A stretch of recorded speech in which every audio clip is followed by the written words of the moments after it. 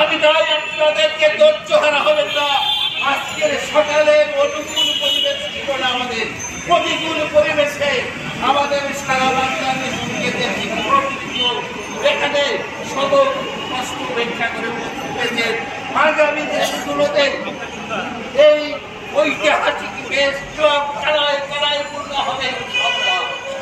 আপনারা ধৈর্য হারা হবেন না। আপনারা আপনাদের নেতৃত্ব আপনাদের নেতাদের সাথে রাখেন। আর আমি নেতাদের বাক্যে বলবো, আপনারা কোনো আপোষে যাবেন না।